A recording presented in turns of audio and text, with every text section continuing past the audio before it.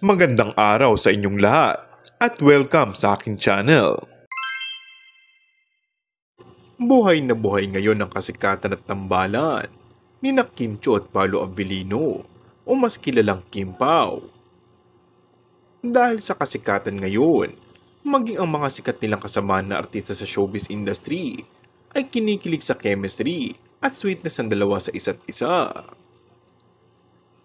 Maging ang mga kilalang showbiz reporter ay gustong-gusto ang kanilang kombinasyon.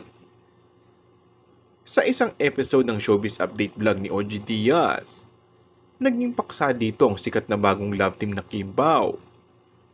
Gusto daw ni OG Diaz si Paolo para kay Kim pang nagkataon.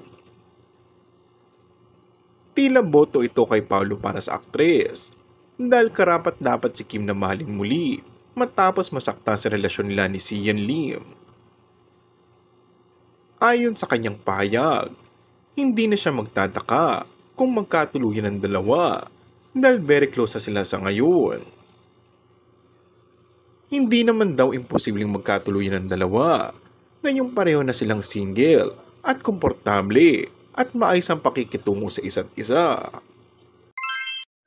And that's all for our today's video.